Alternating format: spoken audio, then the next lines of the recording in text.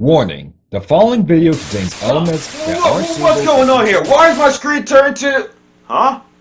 Oh yeah! Hey guys, what's up? Has it really been 3 months since I dropped part 2?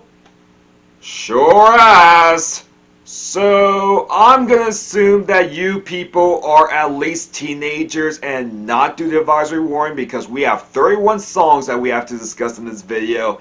And I have a lot to say about most of them.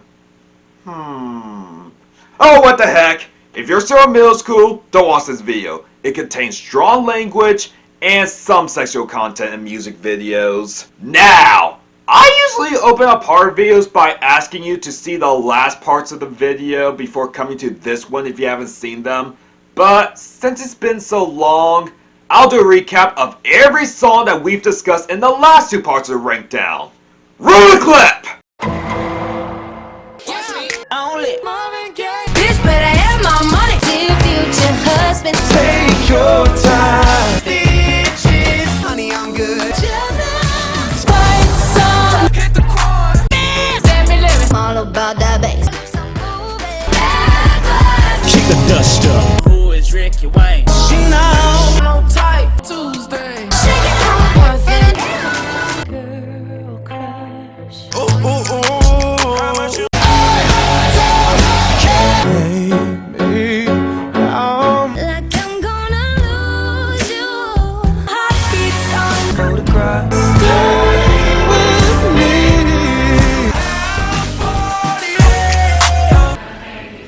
See you again. where are you now? Chains. Blessings. Going down for real. What do you mean? Love me like you do. Fine. Cheerleader. Wait for you. Don't stop. Drag me down. Nothing changes. Bad boy. Thinking out loud. Post it. I'm not the only one. 4, 5 seconds. I line blink my way. Blank space. Locked away.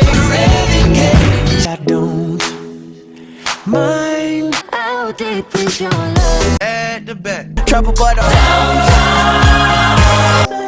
Talking body. Alright, let's not waste any more time and get moving. Oh, and I should know, we're actually in the... Yep, that's right. Just at the very beginning of this portion, we've officially reached the part of the Rankdown where I discuss the songs that were all contended for the best that the 2015 year chart have to offer. I didn't think 2015 would do this well for a year chart, but I guess that goes to show how great the good stuff were this year. So, let's dive into all 31 songs I cherish from this year in chart by taking care of number 27 really quick. Won't look down, won't open my eyes. Keep my glass full until morning light. 'Cause I'm just holding on for tonight. Great song, one of the best songs of the 2010s, but Sia's still ableist. So while the song is too great for me to put at the bottom of the great tier, I still can't bring myself to put this higher than 27. In fact, I decided to talk about number 27 first, so I can put Sia in the bottom of the great tier even though she really isn't. Now let's talk about the real number 31! a classic man. You can be me when you look this clean. I'm a classic man. I kind of find it funny how both Jadena and Janelle Monáe are on the same record label, yet despite Janelle being more famous, she never had any mainstream hits besides her feature on that mediocre fun song. And this one-hit wonder rapper was able to get his own hit with this song I doubt anyone remembers. And while I understand why, I can't deny that this song is too fun for me. The beat sounds a lot like something Mustard would have produced back in the day with the same notes repeating the gang vocals, but like I said before, I've always enjoyed those types of beats from him. As for the song's content, it's about embracing the classic gangsta character, similar to that Iggy Azalea song that I'm no huge fan of. And unlike Iggy, I think Jadena has a lot of confidence in his performance to back these lyrics up. But how is Classic Man considered a great song for me, and why did I put this over far objectively superior songs that I have so much respect for? First things first, I never said it was great. I said that I loved the song, which is a huge difference.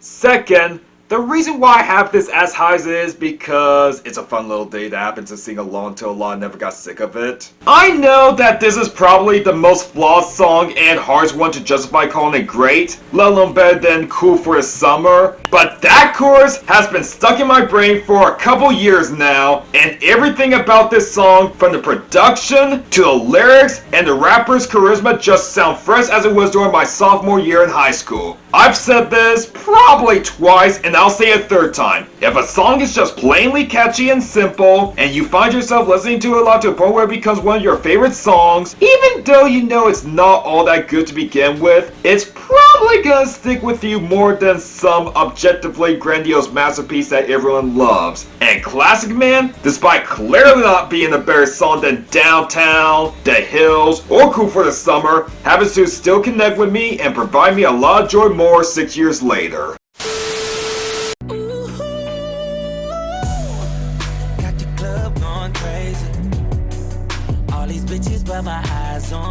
Oh my god, my music tastes suck. How did I allow Meek Mill's Love Ballad to be higher than a fire diss track targeted to him? That's just wrong. But anyways, Meek teamed up with his ex Nicki Minaj to make a Thugs Need Love 2 song. Obviously this was made when the two of them were dating at the time, and I was, and still am shocked on how much I love this song. I mean, I've never been a fan of Nicki's music, and I don't really care for Meek either, and I was certainly not interested in their relationship together. Yet, for some reason, I find the song they made together about each other very beautiful. The production creates this awesome soothing vibe which allows the two rappers to really show their affection for one another. And boy is that true on the track, because based on these lyrics, both rappers' performances, especially Meek's aggressive flow which works wonders with this beat, and the interplay between Meek and Nicki in the second half of the second verse. What's your name? My name Nick. Where you from? New York and this bitch. Choosing pick. You got the right one. All them hoes ain't nothing like them. They truly sound like they're in love with each other and really enjoy each other's company. Their story is all capped off with a powerful chorus from Chris Brown. Baby, is you drunk? Is you had enough? Are you here looking for love? Man, I love that chorus. Honestly, despite who's singing it, I think it's what really makes the song for me and turns a really good song into a great one. I don't think there's anything else I can add here. Meek and Nicki may not be together anymore, but when they were, they provide us with one of the most romantic hip-hop songs in recent memory. Girl, you're perfect. You're always worth it. And you deserve it. The way you work it. Man, I be taking a lot of L's lately. We're now talking about the other hit from 50 Shades of Grey, Earned It, which is considered to be the weekend's worst hit song. And while I guess I can understand where these people are coming from, I'm sorry, I'll have to disagree with this statement. I mean, it's nowhere near his best song. In fact, in terms of every song I've heard from the guy, this is bottom quarter. But whatever it is about this song, I still love it and prefer Over the Hills. As you've probably guessed, this is another slow jam, and for a song coming from one of the most hated movies in recent memory, this is more romantic than it has any right to be. The orchestral production is just fucking amazing, and perfectly sets the mood that you're in this nice bedroom with Abel. The lyrics he tells the Weeknd just woo a woman whom he thinks has earned his love because he didn't have that much luck with women before and most of them just use him. But this woman is different because she makes him feel loved, and because her unexpected calls give her hope for a long-term relationship, he'll be devoting all his time to this woman. How charming. As for why I come back to this song more than the Hills, well, like I said in the last video, the Hills can sometimes be too dark and unpleasant to listen to when I'm not in the mood for it, and the distortion can sometimes be ugly. Rankdown, on the other hand, has much delicate instrumentation and just makes for an easier listen no matter how I'm feeling. So once again, The Weeknd has made better songs than this, but this is still a lovely song and probably the best thing to come from the 50 Shades franchise. Take me to church, I worship like a dog at the shrine of your light. I'll tell you my sins and you can sharpen your knife. Out of all the hits to become big in late 2014 or early 2015, this one was just strange to me, especially when it was so close to being a #1 hit. A song called Take Me to Church almost knocked Taylor Swift off the #1 spot, and when I saw that title, I thought that we had a Christian rock song that was huge. It was about Hosier wanting to go to church so he can get closer to the Lord and have him cleanse him from all of his sins. But a few months later, I've learned that the song is actually about comparing love to a religion and was inspired by his frustration with the Catholic Church. You see, the church is very notorious when it comes to dealing with sexual orientation, and most religions will tell you that homosexuality is wrong. It's not just the church, it applies to basically any bad environments where sexism is prevalent. So Hosier wrote this song to give us a picture on how some people can brainwash others into thinking that if they don't follow certain ideologies, something bad might happen to them, which just undermines humanity overall. He also makes the plea that churches and sexist organizations shouldn't interfere with the way people love. Instead, they should allow them to be with whomever if they feel a certain way about a person, whether it be a hetero or homosexual relationship, or maybe even forbidding a person to have sex with someone until they married them. And that message is more exemplified in the music video where it takes shot at Russia for their anti-LGBTQ+ laws. I gotta say,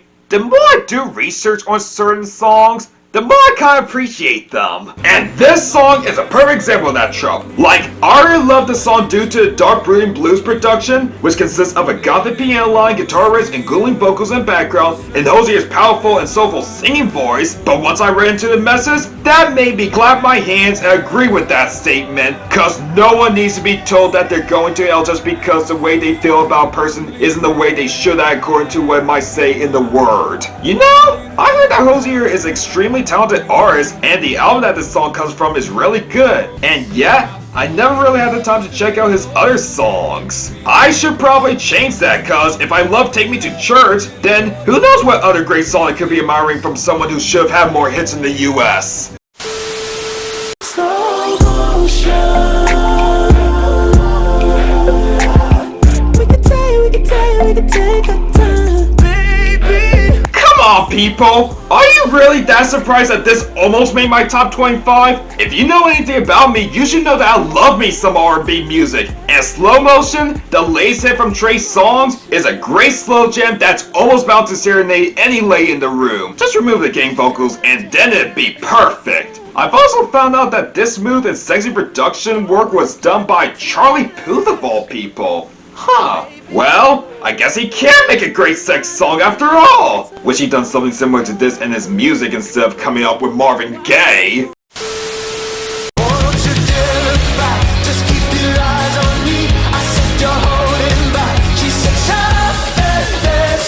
Ah yes, Shop and Dance, one of the most iconic songs of this decade. Who doesn't know this song? What music critic hasn't sung this song's praises? What radio station hasn't played it to death over the years? And for once, can you blame it? There's a reason why it stood the test of time after 6 years, because if there's any song on this year's chart that's bound to get 99% of the world to shove and dance, it's Shop and Dance! It has these killer new wave guitars, shimmering synths, and explosive chords that never fails to get me out of my seat. Then we have Nicholas Petrika, who just sounds amazing here, and he captures the instant feeling of him dancing with a woman. He sure sounds like he had fun with her these past 3 minutes and 20 seconds. What else is there to say about this? It's just a great time for anyone, anywhere, and will continue to get dances at weddings, homecoming or prom dances in high schools, and clubs going.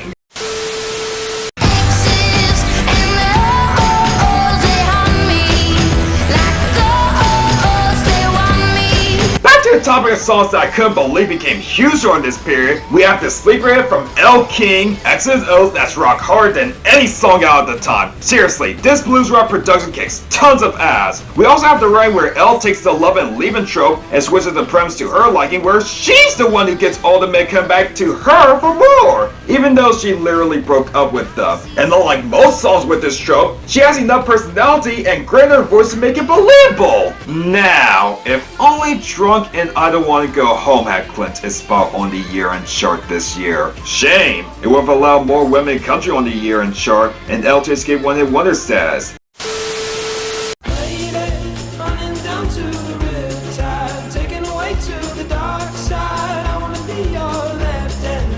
And back to the unbased choices. Or is it unbased?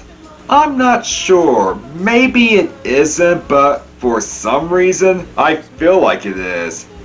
Whether the song is beloved or hated, I'm being upfront and say I fucking love this song. The instrumentation is relaxing, that chorus is just catchy and fun to sing along to in your car, and I personally think that Vance George's vocals here are pretty entertaining. I don't know what it is, but I just can't stop going back to it. Now, I've actually seen some people call this the Australian version of Hey Soul Sister. You know, the one that's considered one of the worst songs of the decade by many people. And yeah, I guess I can see where they're coming from. Both songs have ukulele as the main instrument. Both songs have the singers performing it in their highest register. Both songs have extremely cheesy lyrics that don't mesh well together. And both songs have been overplayed to death since their release dates. Well, in Riptide's case, not here, but I've seen some Australians in this community say that this is a radio staple in their country, and it's also seen its fair share of covers. But I'm sorry, even if the lyrics are written terribly and don't make any sense,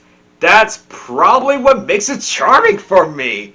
And despite the fact that I can't comprehend what Vance was doing here, he kinda sells them! So while I get why some people hate this song, I still think it's an addicting song that I don't really think deserves to be compared to Hey Soul Sister. Hello from the other side. I must have called 1,000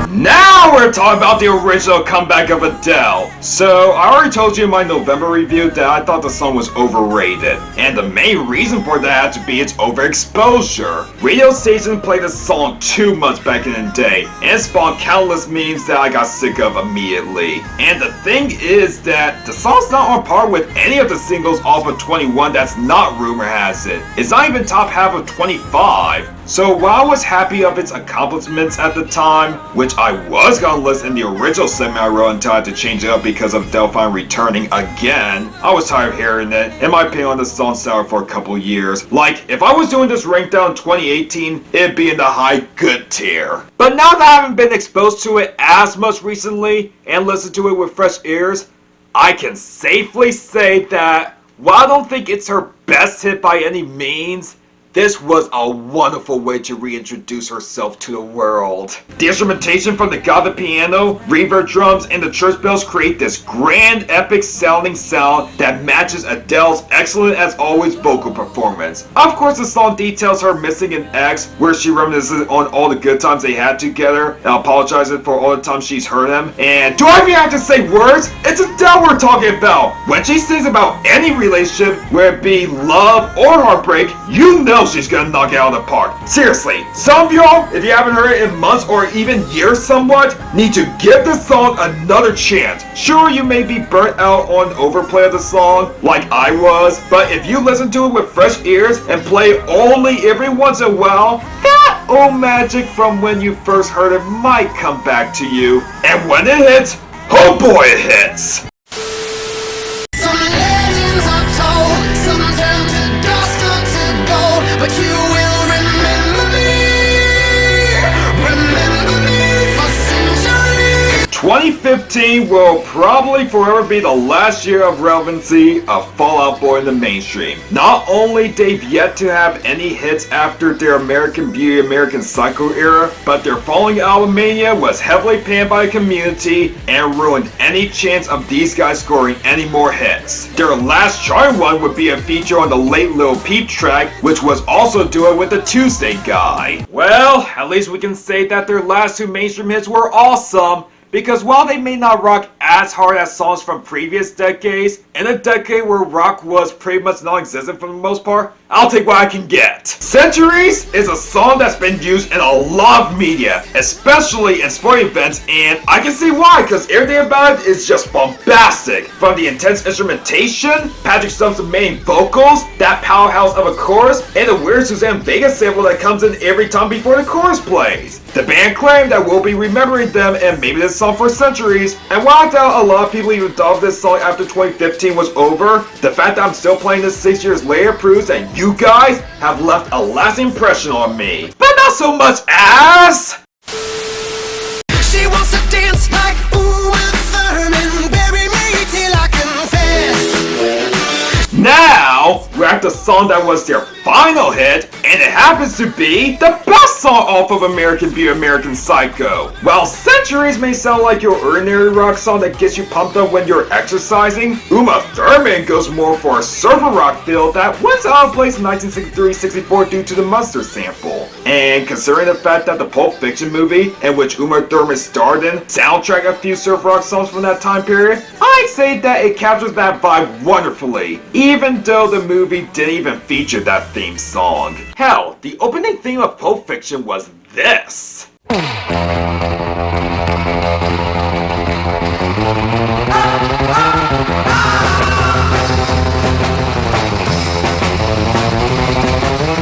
It would have made more sense to use that as a sample to fit the title of the song, but hey, the Mustard theme was still a great sample for the song, so I won't complain. As for its lyrical content, it basically has a similar premise to Shove and Dance. Two people spend a day with each other and just having the time of your life while you're doing it. And just like with that song, when the instrumentation is this enjoyable and the performers sound like they're having a blast, all the insane elements just come together and work wonderfully. This band may have ruined any chance of getting any more hits with Mania, but during their comeback in mid-2010s, they provide us with one of the many few rock songs in that decade that became smash hits, and not only do both songs kick ass, but if there were any songs that could have been their final hit, I'm glad it was the one with the Mustard sample in it. I don't fuck with you.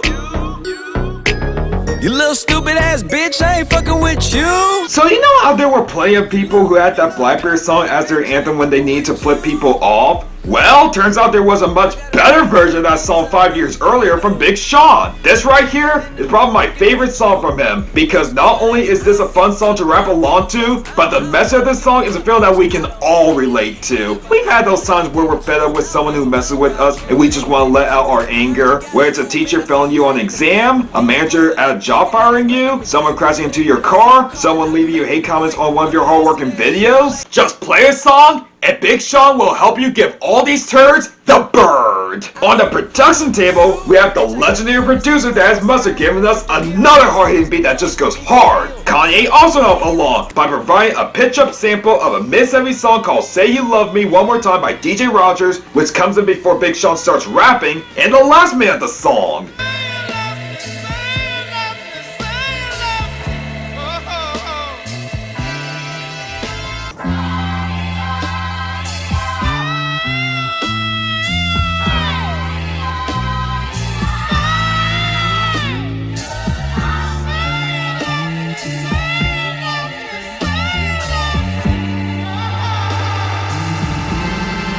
Yeah, the samples aren't really my favorite part of the song. I prefer Mustard's contribution, but I can tolerate fine enough for it to not ruin the song for me. Then, we had the two rappers performing. There's Big Sean himself, who's blasting over the X who heard him. And while this could have turned into a hardcore bummer, where the performer sounds too bitter to side with his story, instead, you get him, because Sean has something in his performance that Blackbeard did in the Mean Spirit tracks I heard from him. Charisma! There are plenty of Bear songs where the performer just drones into their anger and just whines and complains. Big Sean does that here too, but with him, it's different because not only is his entire delivery believable from the screeching chorus where he says he doesn't give a fuck about this woman, when in reality it feels like he actually does, the third verse where he calms down for a couple seconds before just cursing out his ex once again, but his bars have plenty of clever wordplay in them to make this under 5-minute song very entertaining. But my favorite thing about the song would have to be a short return of E40. Got a million things on my mind, executive deals online, limited amount of time, chasing these dollar signs, and you ain't on your grind. Big Sean may have given his best performance in the song, but E4 just blows him out of the water. His tough and confident attitude, the different flows he uses, also fire lines, I'm just glad Sean put him on the song. Not only did he give out one of the best guest verses in a rap song that decade, but this man is just an amazing rapper. He's a legend in the West Coast hip hop scene back in the 90s. I don't understand why we didn't give him any solo hits. Oh wait a minute, he did have one solo hit back in 2006!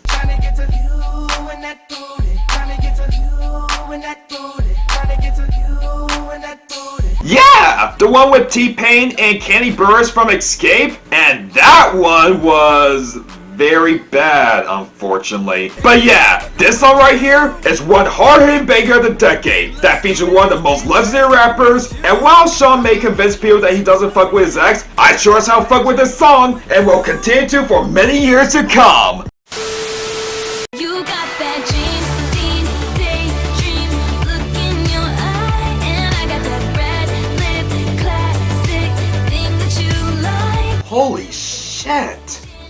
Wow, this song is just incredible. Never go out of style. Although I didn't notice it when it was popular, well, I actually do, but still. So it goes. He can't keep his wild eyes on the road. The production work is, flawless. It might be the best sounding A's-inspired synthwave production that's ever become a hit. I feel like I'm floating in heaven when I'm immersed in this. I say I heard, oh, that you've been out and about with some other girl. And Taylor's vulnerable delivery, and the lyrics about how her relationship is about to fall apart, and how she wants to continue basking in the moment with her partner. I should just tell you to leave, cause I know exactly where it leads, but I watch us go round and round each time. I'm just lost for words. I don't know what else I can say. There is no way I can sum up how great this song is. There's other critics out there in the community who clearly love this song more than me, and have done this song better justice than me too. I put this song all the way down number 18 on my Rankdown, so it's clearly not my favorite song off this year in chart. How is that even my favorite Taylor song off this year in chart? It's gonna be very hard to justify why I like that one better than Style, but I'll get to it when I get to it.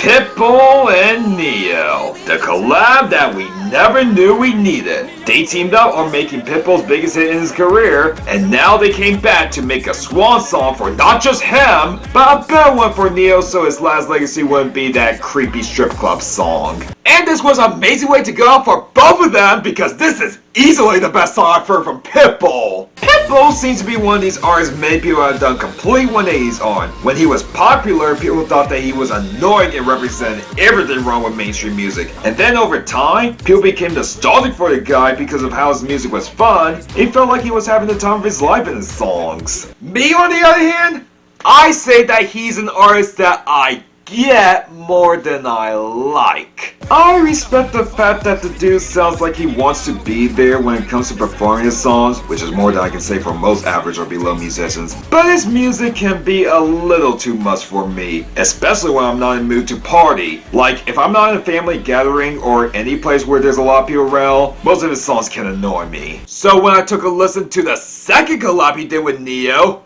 I was blown away! I already enjoyed their first collab, Give Me Everything, which was the one Pitbull song that I could get into, but Time of Our Lives was something else. When I listened to this song, I originally thought it was a song about Pitbull and Neil just having the time of their lives at a club. It had fantastic disco groove, Neil's chorus was just amazing, and Pitbull was being Pitbull in his verses, but I tolerate him fine here, unlike his other songs. But one thing I wouldn't find out until months later is that Pitbull made a song with a message. All this part the two of them are doing, they're not doing it just to have fun and go on adventures, but because it might be the only time they can have fun. I knew my rent was gonna be late about a week ago. I worked my ass off, but I still can't pay it though. Neo literally sings in the first line of the chorus that he's worked so hard to pay his apartment rent, but he still doesn't have the money. So, instead of continuing to work hard to pay the rent, he's gonna go up in the club, get turned up, and have the best time of his life and not worry about what the future might hold for him. People might think that's stupid and that person should continue to hustle so they can pay all these bills, but honestly, can you blame them? They're tired, they're worked up, they don't know when they'll have fun again. Because of fear that they might not get to experience life for just one day, they decide to do it at the moment. Pretty sure you do the same if you were in their shoes. But the one thing that made me really love the song would be the break where Pitbull takes the time to reach out to those with financial struggles. This for everybody going through tough times. Believe me, been there, done that. But every day above ground is a great day. Remember that. Wow. Those were just some touching words, my friend. Thank you so much for that. This song is amazing. I appreciate the fact that Pitbull and Neo made a song that not only everyone can dance to and have fun, but something that many people can relate to in our lives. It's not common that we see people title this concept of being broke and just spend one night at clubs so you can have your one day of excitement. Pitbull may have made plenty of songs that gave me a headache, but if all this led to Time of Our Lives, and that said song ended up being his last hit, I'd say it was all worth it. In love with the money, I ain't never letting go. And I get hard with my baby. I just left the mall, I'm getting flawed with my baby, yeah. Hey, what I tell you, this guy sure knows how to make a fun hip-hop banger. This is the song that broke him into the mainstream. The biggest hip-hop song of 2015, it was well deserved, cause this song is a fun time. From the hard-hitting production, to face loose energetic delivery, the catchy chords that go off in clubs, the lyrics about him and women cooking up pies in the kitchen, and even the outro. Yeah, you hear my boy sounding like a zillion bucks on the track. I got whatever on my boy, whatever. Put your money where your mouth is.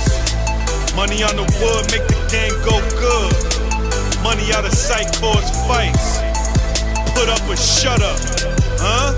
It's a vague song, alright, but you know how I said earlier that when a song is extremely catchy, you listen to it so many times that it's now one of your favorite songs? Well, this must be America's case of that trope, because not only did this almost become a #1 hit, but was in the top 10 for 25 weeks, stuck around the charts for an entire year, and it's now become one of the most iconic hip-hop songs of the 2010s that people, including myself, still look back fondly and jam to this day! And I wouldn't have it any other way.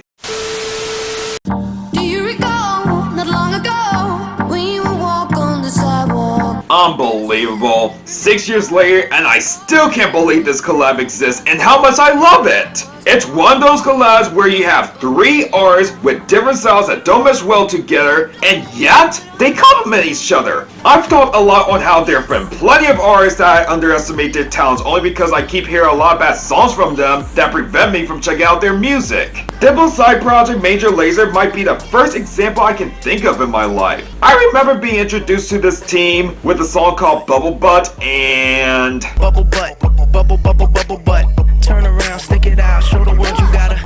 yeah, I'm not sure what people think of it nowadays, or if they even remember it. It wasn't even a hit, but you can tell that I was no fan of that song. So when I saw that the Major Lazer team teamed up with DJ Snake, a producer who'd already given us the undeniable classic that is Turned Down for What to make Lean On, and the result was this, yeah, you can tell that I was impressed. What will we do when we get old?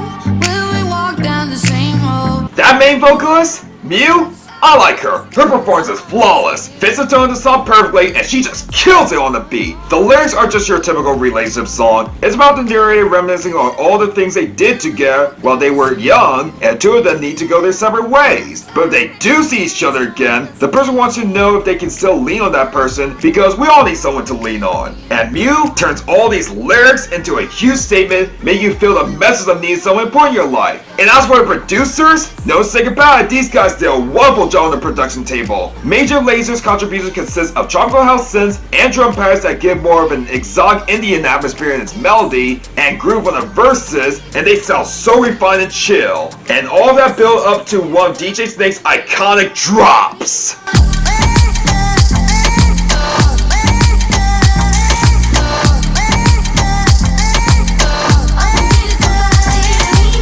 That drop will never get old for me, but as much as I love this drop, the song reaches its full potential when we get to that awesome solo!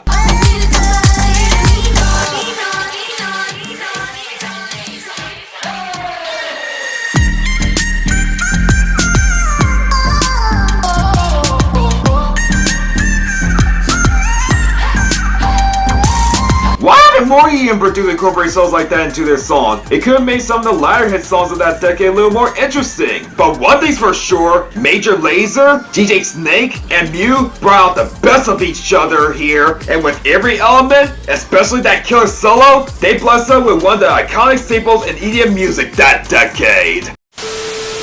My house in Budapest, my hidden treasure chest, golden grand piano, my beauty focused EO. Man, this song is so peaceful. There's not really much I can say about Budapest, but boy is this song laid back music at its finest. The calm and relaxing instrumentation, George's captivating baritone voice, the lyrics about how he'd give up everything he has in his house in Budapest just to be with his woman. I have no idea how this became one of my favorite songs of this year in chart, but the way everything is handled here is so effective. Hell, I remember when me and my parents were driving back from a restaurant we just ate in the summer that year, and one of the songs that came up on our local radio station was Budapest. It was the first time I'd heard that song. It wasn't some awesome hip-hop banger or catchy simplistic pop song, but this minimalistic, chilling folk song, and I fell in love with it so much that I just had to know what that song was. I couldn't even figure out the title of that song, since at the time I had a hard time comprehending what George was saying in one line. Like, this is the line that he sings the most in this song. Until I looked up the lyrics after I found what the song was called, I thought that he was doing some African chant. And that made me believe that was what the song was called. I also originally thought that the singer was black. But anyways, I finally solved the mystery of what the song was called when Agent put this on his best list. And since then, it's become one of the songs that I've gone back to repeatedly from this year in chart, and I'll plan to stop listening to this majestic song anytime soon.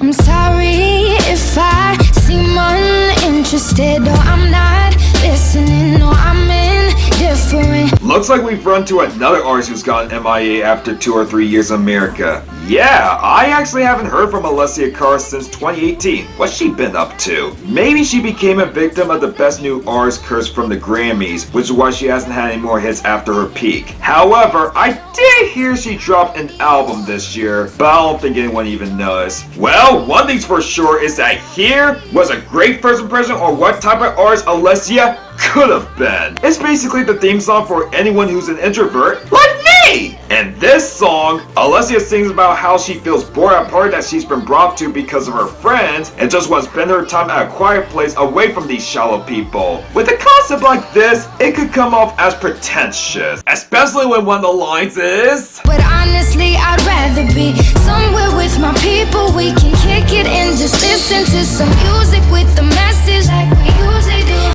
yeah, you shouldn't really judge people's taste in music like that. But besides that one part, the song doesn't come across as an I'm better than all these lame people boast, but rather that she's uncomfortable with everyone else in the house. If you're an introvert and have been to a party, I'm pretty sure you've been in a situation where you're trying to settle down in the corner after all the fun you've had, but all these people are invading your space and pressuring you to do all sorts of drugs. You wouldn't want to be around these people if you're not in the mood, would you? No! you'd probably leave the area and go to the quiet corner where Alessia might be. And that's why this song is completely relatable, cause not only does Alessia not come off as a snob most of the time, but the writing is perfectly detailed that you can sympathize with how claustrophobic Alessia feels at this awful party. And what complements that writing would be the old school R&B instrumentation, which creates a smoky, hazy feel at a party that's clouded with a bunch of marijuana smoke, capped off with an Isaac Hayes sample. I just wish Alessia's other singles could have been great as here, because she really showed some promise with her debut single. Don't win my love. That heart is so cold, all over my own. I don't wanna know that, babe. If Castle on the Hill is objectively Ed's best song, Don't would be my favorite. It's well produced, well performed, and probably one of the best diss tracks from a pop folk singer this decade. I can feel my face when I'm with you, but I love it,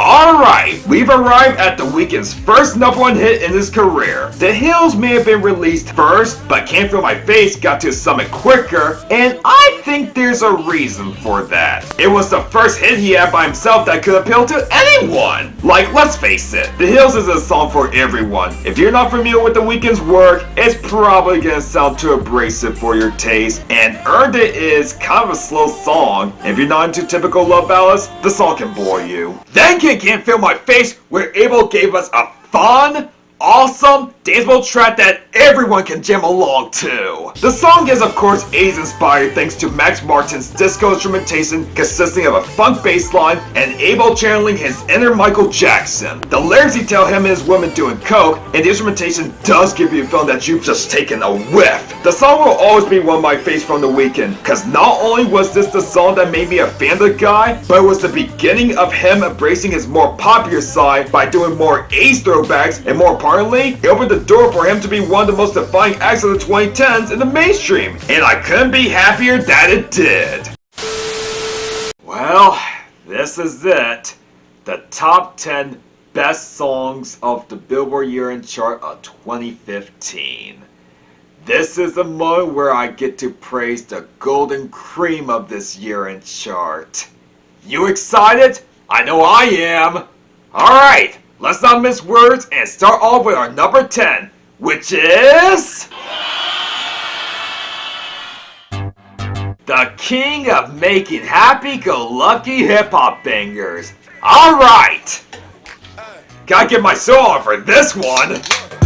Baby girl, you're so damn fine though. I'm trying to know if I can hit it from behind though. There's no question about it. This song is awesome. Like, if I were to make a list of the top 10 hip-hop songs that always put me in a good mood whenever I hear them, 679 would top that list and wouldn't be close. The beat is fun, bouncy, and really addictive. There are lots of memorable and catchy flows here, and the sentiment here is actually really nice. It's another Thugsy Love 2 song where Fetty and crew hit up chicks at a club while doing a lot of bragging, but what makes it different from most songs with that trope is A, they don't go the Mr. Studio Girl route, and instead handle it with more respect and tact, and B, all three rappers have a lot of charisma and personality in their flexing to make themselves look likable in the song. And of course, they provide with a lot of memorable and iconic lines that people still sing along to this day!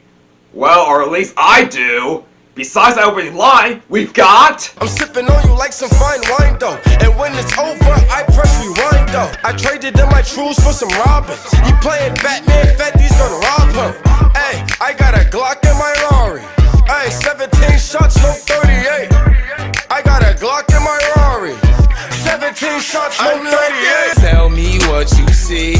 Is it money or it's me? They like Monty, can you be my baby daddy? I'm like, yeah. All you see is Remy boys. You know my niggas everywhere. And if somebody got a problem, we could meet up anywhere. You don't want sauce, no A1.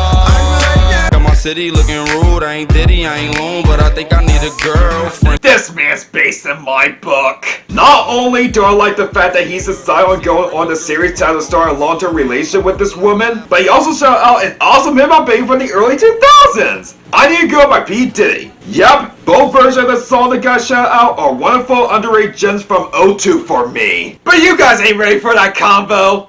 just yet. Oh! I thought we played you the best part of the song! The chorus! I'm like, yeah, she's mine. Wonder when she'll be mine. She walked past like praise rewind. We'll see that as one more time. And I got this soda. You sure do got that soda, Fetty. Probably the most iconic line of the song. I don't know about anyone else, but I can't jam along to the song without drinking a soda. Why do you think I brought my Sprite can for this entry? I believe that 679 is the perfect soundtrack for anything involving a soda. Whether it be bringing it to an awesome party, selling it to someone on the block, giving it to your friend when they're feeling thirsty, or just simply getting one out of the fridge while you're listening to the song.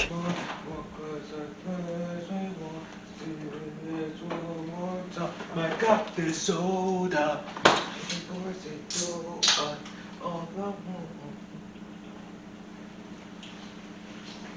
It's just the perfect song for any soft drink! Or at least it would be if I hadn't found out that the lyric is actually, and I got this sewed up. And I got this sewed up. Soda. I don't say soda. I say sewed up. And I got this sewed up. Remy boys, they know us. All fast money, no slow bucks. I hate when the misheard lyric isn't actually what's in the song. First with Starbucks lovers, and then I got this soda. Even though the lyric that people, including myself, have been singing to turns out to be wrong, that still doesn't stop me from getting out my favorite song whenever I'm talking about or playing the song. Seriously, there's a reason why 679 is my personal favorite hip-hop song off this year's chart. Not only is it a fun and bouncing song that can put a smile on anyone and it's fun to sing along to, but this song and Fetty Wap in general were bright spots in mainstream hip-hop music at the time where we had to deal with these shallow vine rap songs. As I said in part 2, his music may not have been the most innovative, but if there was any year that needed Fetty Wap around, it was 2015. I'm glad 679, Trap Queen, and even My Way dominated my life that year and continue to lift up my spirits 6 years later. Say you remember me, standing in a nice dress, staring at the sunset, babe. Hell has officially frozen over! My favorite Taylor Swift song off this year's chart has made the top 10 of my Rankdown! Isn't that wonderful? But yeah, truth be told, I find myself coming to this song more than Style. But how? And why? Didn't I say that Styles' production was perfect? Yep. That I did. And was I just complimenting on how real and vulnerable she sounds on that masterpiece and how I was very amused by the lyrics? You're damn right about that. And how about the fact that the song was so divine that it left me speechless and failed to find the right words to describe how great Style really is? Oh, absolutely. I did have a hard time finding the words to describe Style. But here's the thing. When you talk about a song that you truly love, you can usually, not always, but usually speak your mind why it's great and prove to the world how much it means to you. If all you do with a song is just listen to it with awe and not really say anything meaningful, then it doesn't really speak to you all that much. It's like going to a museum and admiring a fancy painting. While you think it's nice and deserves to be exhibited in the place, at the same time, you go back to other styles of art that may not look as good as that perfect painting because that type of art suits your fancy more. Style is a great song from Taylor. It's well produced, well sung, and well written. I stop to admire it every time it comes on my ear and listen or my playlist. But the thing is that I don't choose to listen to as much as other songs because it's too powerful for replay value and the lyrics aren't something I can relate to. While the streams may not be perfect as Style, but everything from the production, lyrics, and performance are more catered to my taste. And this song, Taylor goes for a dream pop flavor song, and this production is just breathtaking. The strings are so beautiful, the synths are dreamy, and the beat, which believe it or not is actually her heartbeat, is just nice and gentle. All of this just creates a nice beautiful sound that makes me feel like I'm in some gorgeous dream. And I should know, I played the song a lot when I needed to get some rest. And when I do, boy do I get some good dreams. And these lyrics, man! Now, just because I've never been in a relationship doesn't mean these lyrics can hit me.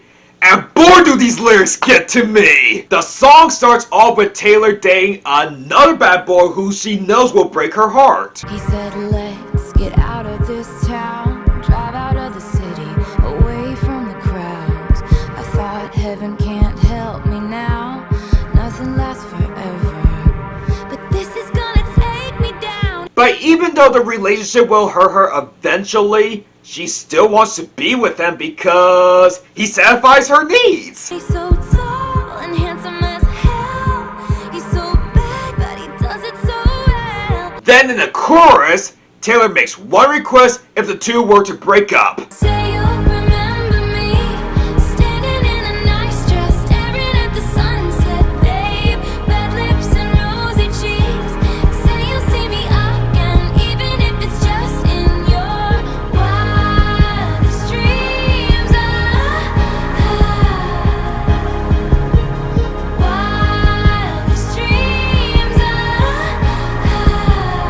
What she's saying is that even if the relationship doesn't work out in the end, she wants her boyfriend to remember all the good times they had together and promise her that they'll bump into each other even if it's just fantasy. She includes the fantasy part because she wants to know if she wasn't taken for granted in the relationship and that her boyfriend really cared for her. So if he dreams about her constantly, she'll know that what the two had together were real.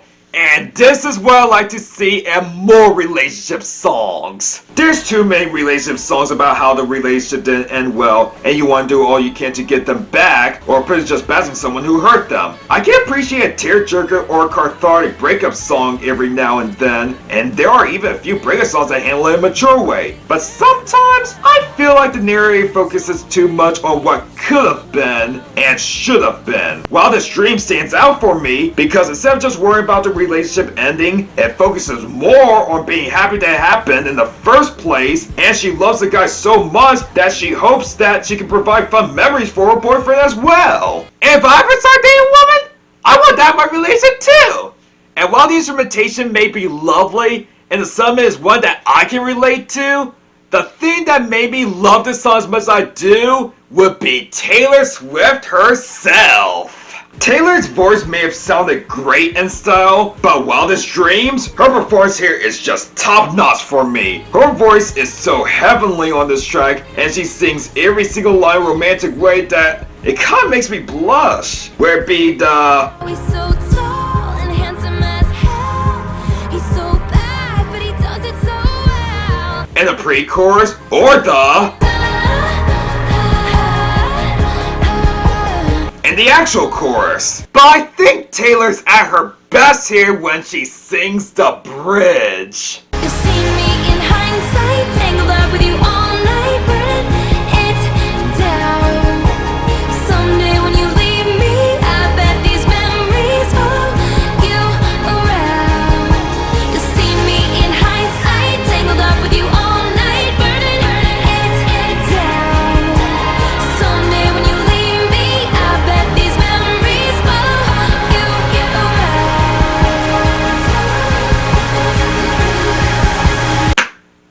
Oh my god, so adorable. Oh, Taylor. That love-struck bridge makes my heart explode to the point where I almost faint. This song is not only my favorite T Swift song from this year in chart, but this has also grown to become my favorite year-end hit from Taylor so far. And maybe I'll stay that way. I'll see myself loving any hit songs from her more than Wildest Dreams, except for maybe Back to December, but even then I doubt it. I may not have been kind to this woman's music 6 years ago, but thanks to Folklore and Evermore, I'm finally appreciating 3 out of 5 hits from 1989 as the well-crafted songs they are. Blank Space was interesting and entertaining, style was flawless, yet too flawless to be higher than bottom 3 in the top 20 of my Rankdown. And while this streams, follow me around these past 6 months to a point where it did make my top 10 of my Rankdown. And while Bad Blood and Shake It Off might still annoy me, the other 3 hits made me curious to check out 1989 when I have the chance, cause they're starting to prove to me that I could actually like Taylor Swift's music. Some people want me to be heads or tails.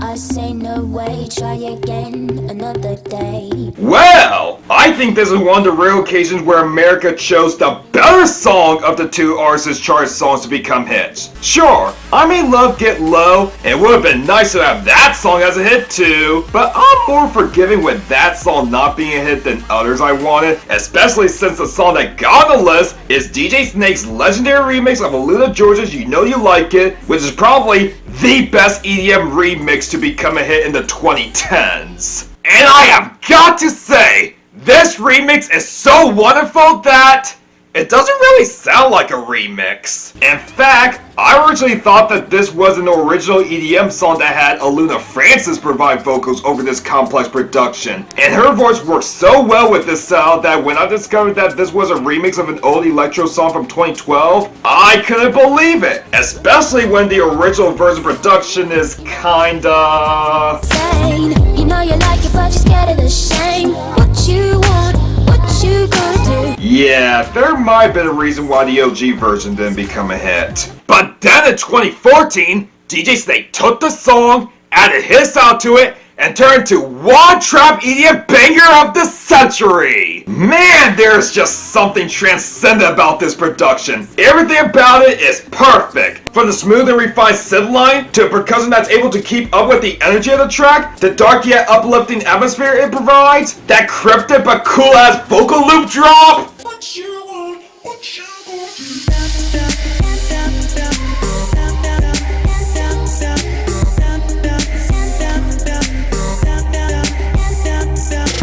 I don't think I'm ever gonna come across a single drop that's better than this. It puts every other EDM drop into shambles. Even all the evolving drops from Turned Out For What. There's also the meaningful lyrics about being yourself despite people forcing you to be someone you're not, and Aluna's confident performance that gives these lyrics validation. If you wanna train me like an animal, better keep your eye on my every move.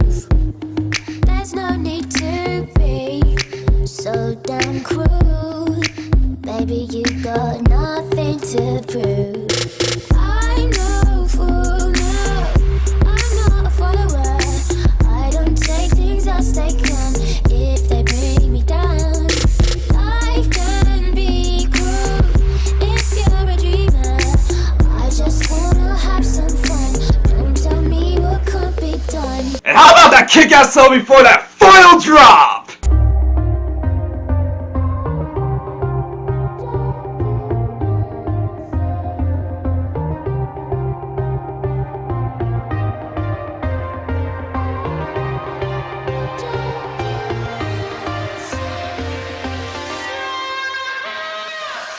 Awesome! DJ Snake, the king of synth solos and EDM music. I'm assuming. I can see why Agent named this song his personal favorite of the year back in the day. It's complex, catchy, memorable, addicting, atmospheric, and every single element just blends well together. I don't know if anyone outside the music community knows about this song. Maybe if you watch Agent's videos, you should know it, and that would be the only way most people would know it, as I don't think people would think much about it if he hadn't shown it out. But if you haven't heard You Know You Like It remix from DJ Snake, you should change that right now. You won't regret. And as Agent said himself, this is pop perfection, and this fantastic song deserves to be recognized worldwide as the masterpiece EDM song that it is. Don't believe me, just watch. Come on.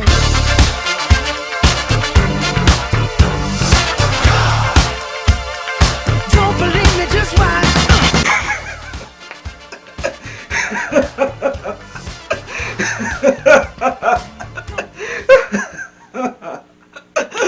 Man! Was 2015 I Saw You for Music or what? This song right here, literally the best and most iconic song this decade, could even make top 5 on my Rankdown. Its ripoff from 2016 made number 2 on the 2017 Rankdown. God, how times can change in 6 years. I'll be honest with you guys, you know how in part 1 of the Rankdown I mentioned that I was hoping that I wouldn't hate Watch Me as much as I did 6 years ago to put at the bottom of the barrel on my Rankdown? Well, I thought Uptown Funk was gonna top the 2015 Rankdown. I've loved this song since it came out in late 2014, and I've been jamming to it non-stop over the years. That not only did it easily become my favorite song of the year in chart 2015, it was also my favorite song of the decade. It wasn't just me. Every single music creator at the time treated this song like it was the second coming of Christ. It topped tons of lists. You could not escape this song's presence all year. You heard it on the radio stations, schools, public places, clubs, weddings, parties, family gatherings, etc. Everyone loved it so much that it spent 14 weeks on top of the charts, was in top 10 for 31 weeks, and not only became the biggest song of 2015 and the 2010s decade, but it's currently sitting at number 5 on the GOAT list. So after 6 years, I was 100% expecting this song to top my Rankdown, and nothing else coming close to it. But when I actually started listening to a year-end chart,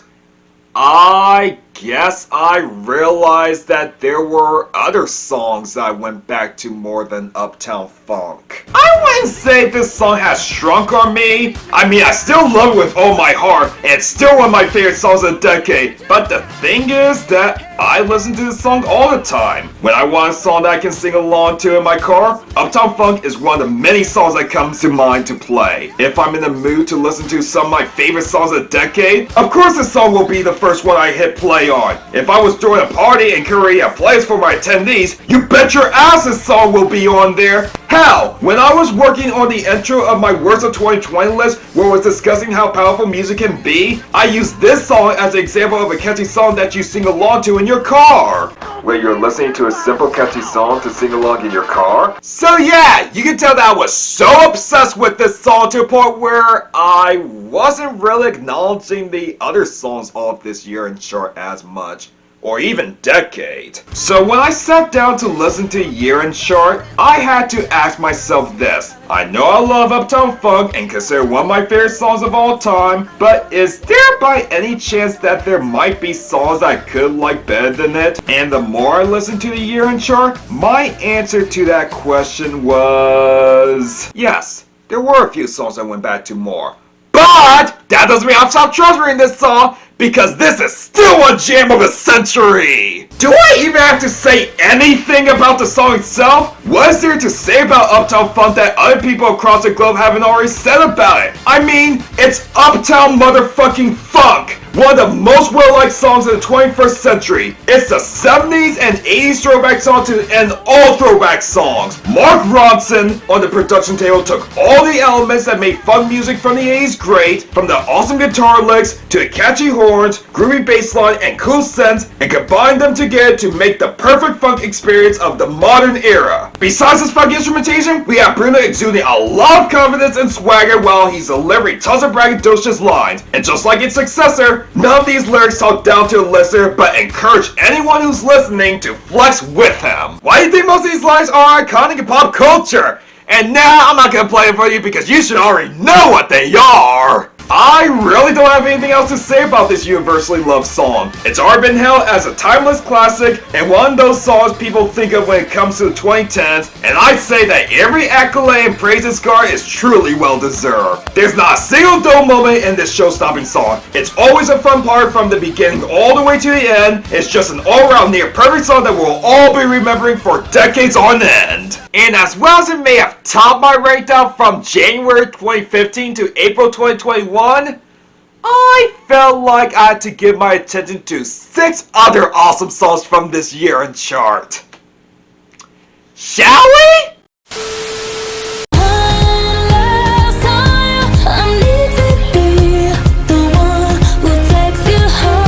Ariana Grande is an extremely talented musician. She really is. I just love her so much. If I had to think about what her most underrated song is in terms of what made a year-end chart, One Last Time would be it. I don't think I've seen this song on anyone's best list of this year. And while this song may have got a lot of love these past few years from Ari-nators, and I'll tell you why in a few minutes, I think this song should get way more attention than it usually does. To be honest, most of Ari's material before Dangerous Woman era has been left in the dust by the general public. I think there's only one song pre-2016 from Ari that people still remember, which is also on this year-end chart. But before I get to that, let's talk about this unappreciated gem, which might just be the saddest song I've heard from Ariana. It details an aftermath of a breakup where Ari is admitting that she was unfaithful to an ex. I was a liar, I gave into the fire. I know I should have fought it, at least I'm being honest. Feel like a failure, cause I know that I failed you. I should have done you better, cause you don't wanna lie. The person that Ari's apologizing to has already moved on with his life and has got himself a new girlfriend whom she satisfies his needs better than Miss Grande. Oh. And I know she gives you everything, but boy, I couldn't give it to you. And I know that you got everything, but I got nothing here without you. So Ari just said that even though his ex is doing perfectly fine with his new girlfriend, she's been a wreck without him. So before she says one final goodbye to him, she has one last request. So one last time, I need to be the one who takes you home. One more time, I promise after that I let you go. But I don't care if you got hurt in your heart. All I really care is you wake up in my arms. One last time, I need to be the one who takes you home. Yup! Instead of wishing him and his new woman happiness, she's just begging for this guy to spend one more night with her. Now, one, that is not how you handle things in the aftermath of a breakup, especially when you're the one who cheated. And two, songs like these can come off as whiny and pathetic and drive me to give this a bad rating. Hell, she even hopes in the second verse that this person will forgive her if she does him right. I don't deserve it, I know I don't deserve it, but stay with me a minute, I swear I'll make it worth it. Can't you forgive me, at least just temporarily? I know that this is my fault, I should have been more careful. But with this song, I more than just give these pathetic lyrics a pass, I embrace them! Of course it has to do with Ariana's vocal performance. You have to truly be someone special in order for me to sympathize with a cheat and a breakup song. And Ari doesn't even come across as some annoying whiny you-know-who feels like she might take advantage of this person. Instead, she seems like a lady who's truly sorry for hurting this person and feels like she can't live without him. And even though she pleads to spend one last night with the guy who's already over it, she at least acknowledges that she doesn't deserve him. However, she still wants this night to be special so that the ex will want her back, and honestly, I think if I were the guy, I'd probably consider taking her back because, oh my god, I can't stand to see Ariana like this! It's unusual for songs where the cheater is asking for forgiveness to make me feel these types of emotions, but damn, does Ari make me cry whenever I listen to this. Just think about it, it's not just that the lyrics are kind of generic, but so is this production. I like this production, but it's not the most unique, and another thing to know is that Ari didn't even write this song, so that would take some points off because it wasn't really that personal to her. Yet, maybe something must have been going on in her personal life, or she just knows how to sell a wide variety of songs, because I can't stop breaking down hearing this breakup song. Ari truly feels sorry that she cheated and just wants the person she loves back, and everything from the regretful tone on the verses to her desperate cries on the choruses just makes everything believable. But this is more than just a heartbreaking, devastating ballad. If you want to make the context of this song even sadder, there is just one word that you need to know. Manchester.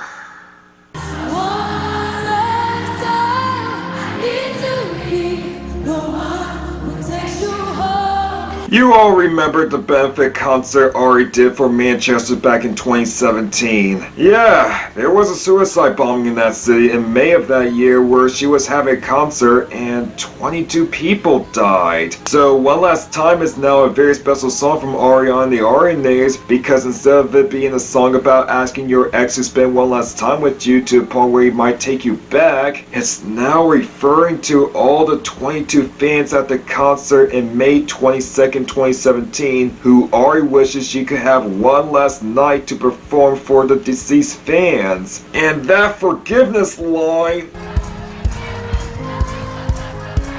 boy, every line sure it's different now. And the worst part is that none of this was even her fault, but the way it's written makes it seem like she thinks that it is. Man, this woman is so strong.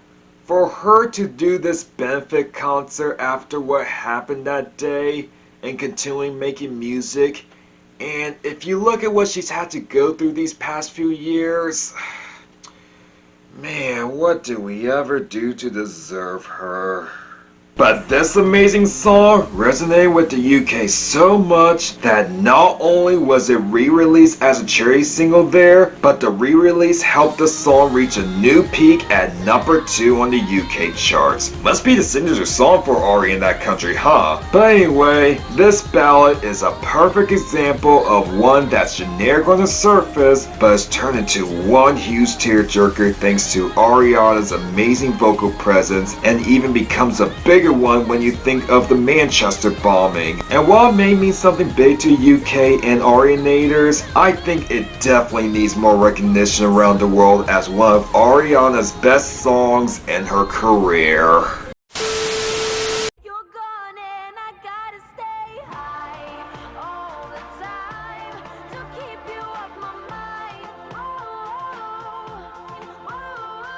Jesus Christ, I love this song so much, but I don't think I'm ready to go into details on why. I think 2014 would be a better time for me to discuss this semi-perfect heartbreaking song.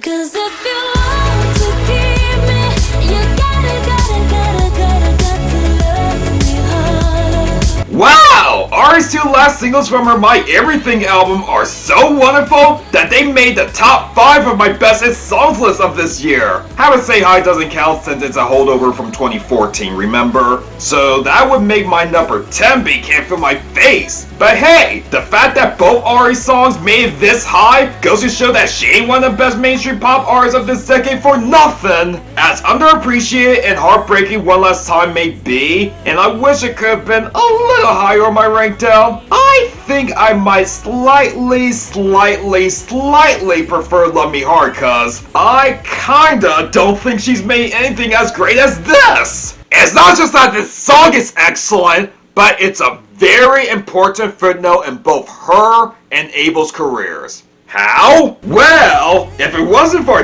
this song, I don't think The Weeknd would be as big as he is now. I mean, The Weeknd did have songs charting the Hot 100 prior to Love Me Harder, and even had a huge cult fan base in the early 2010s with his dark, gritty, underground, mainstream resistant R&B songs. Hell, believe it or not, I actually knew The Weeknd's name prior to that beautiful duet. Although my introduction wasn't one of his pre-mainstream songs, but featured on a Drake song from 2012 called Crew Love. So he was pretty famous before 2014.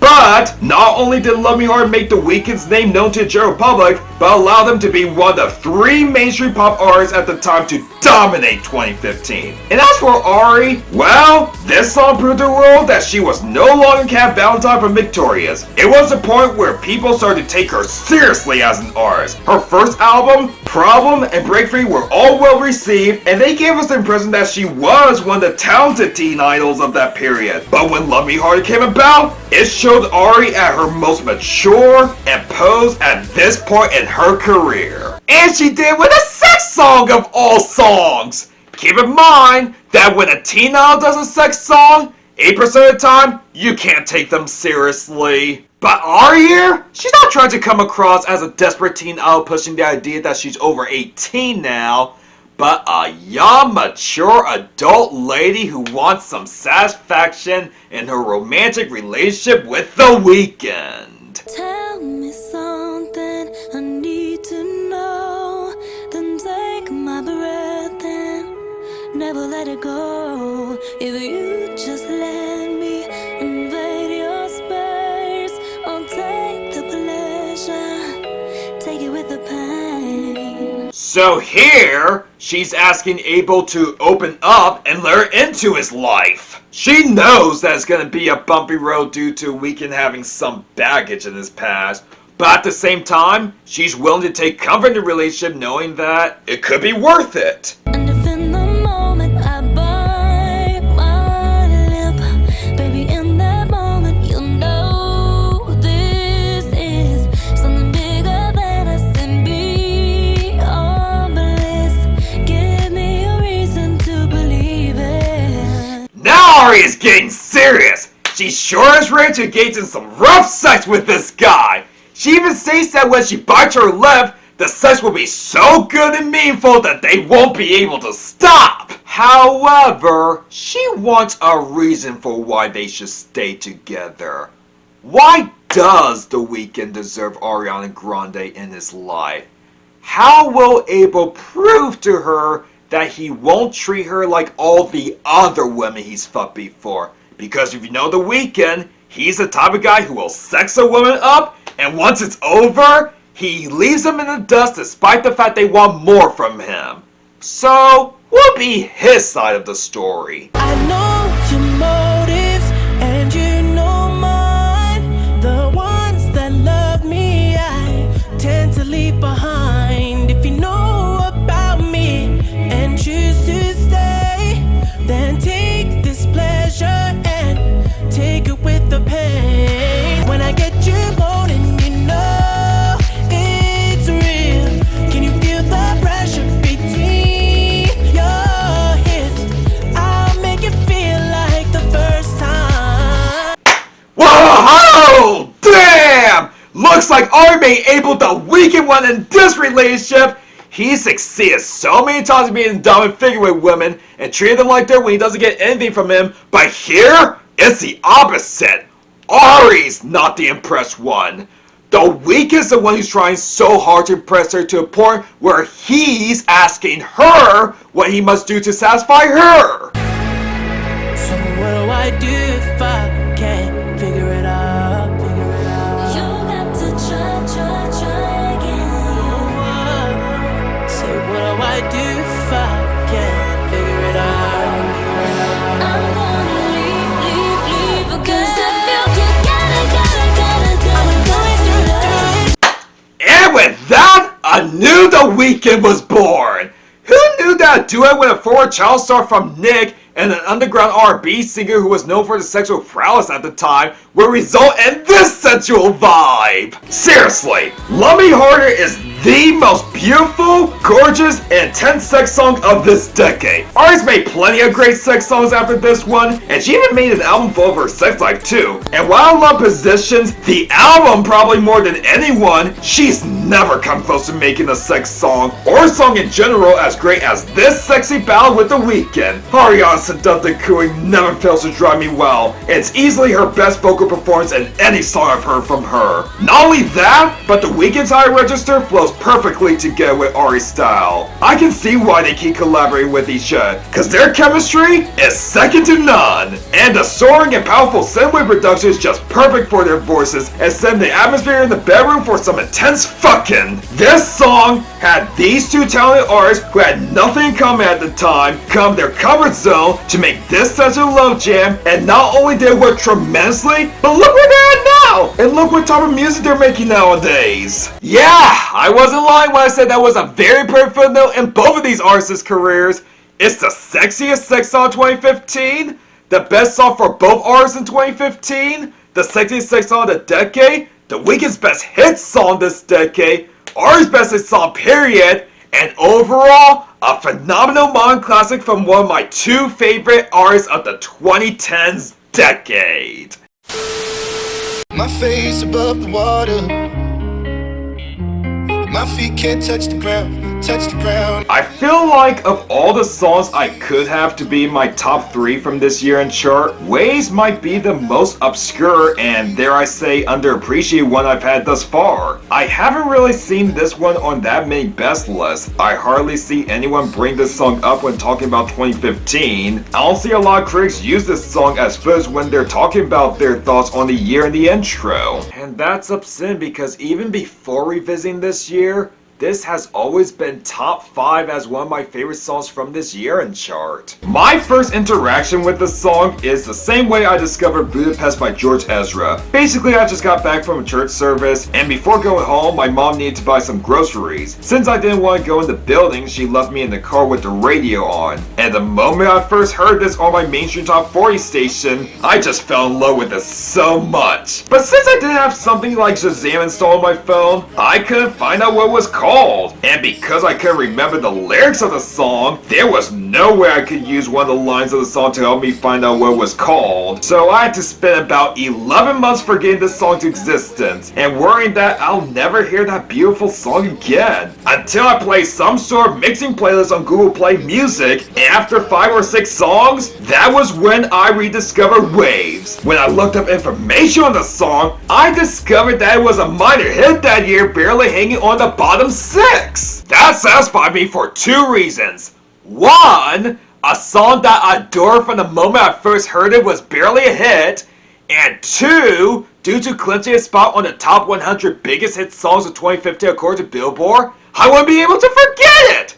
Heh, I was so intrigued by this song that I, a music historian, need to know everything about it. So, here's what I discovered. This song was a sleeper hit, and there were 3 versions of it, although I'll only be focusing on 2. It was originally released in the spring of 2013 by Dutch singer/rapper Mr. Probs. The original version is a slow, somber, depressing ballad about a relationship that's drifting apart, and Probs uses ocean metaphors to describe how he's feeling the relationship right now. Slowly drifting away, wave after wave, wave after wave. I'm slowly drifting, drifting away. And it feels like I'm drowning, pulling against the stream, pulling against the stream. Because of how badly his relationship has failed him, he's lost his orientation. He's being drifted apart from his lover and is doing what he can to leave this woman. He sings this at the end of the first verse. And it feels like I can see the sands on the horizon every time you are not around. That indicates that when she's not around him, he feels safe and sound. Whereas when she is there, that feeling of drowning comes right back. So that gives him a mix of complicated feelings. However, it's not that he's leaving her because this woman's rude to him, but he doesn't know how to express how much he loves her. I wish I could make it easy, easy to love me, love me. Still I reach, find a way. I'm Stuck here in between, I'm looking for the right words to say. Here, he's blaming his own self for why the relationship isn't working because he's probably hasn't had time to spend time with this woman. He's tried so hard on improving himself so the woman can still be with him, but his conflicting emotions are holding himself from doing so. Man, I've put so many heartbreaking songs in this top 10, haven't I? But yeah, this is a real tearjerker for me. If you've never been with someone, I think we can all relate to the feeling of having a hard time expressing how we feel in a relationship. There are times where you want to tell a person how much they mean to you, but you're too tensed up and anxious to do so because, who knows? Maybe you feel like that person might not really accept you in their life, or maybe you feel like you're not right for them. And Mr. Probs' crackling voice captured this real genuine emotion perfectly. I have no information if he wrote this song based on a relationship he had, but one thing for sure is that you can hear how broken he feels in the song. And that's not to dismiss the guitar and piano instrumentation, which gives even more flavor to heartbreaking lyrics. But as much as I love the original, there was no way it was going to be a hit internationally. I mean, it did well in Probs' home country in Australia, but everywhere else? Nah, too slow and depressing. If this song was gonna cross over, it needed some remix to make it appealing. And that's when, in 2014, our Lord and Savior Robin Schulz came in and remixed this song into the international hit that I've come to know and love. And more importantly, it helped this underrated song become a hit stateside. Now, I personally love both versions the same, but the upbeat remix of the song is of course the one I go back to more. I've said this a million times already, but it's very difficult for me to listen to most depressing songs, since they tend to put me in a depressed mood when I hear them. The original Waves would be the song I play only if I feel like I need to let go of any emotional baggage I might have, while the Robin Schulz remix I can listen to anytime no matter what mood I might be feeling. And this remix is just a nice, pleasant, tranquil vibe, man. Yeah, I can see myself relaxing on the beach watching the ocean waves as they drift away. It's just so calm and it makes me feel like I'm in my own happy place. Another thing I have to give credit to this remix for is that while it's more upbeat than the original, it still kind of works as a sad, depressing song. You can still feel the emotion of Mr. Probs' devastating relationship. And the instrumental part?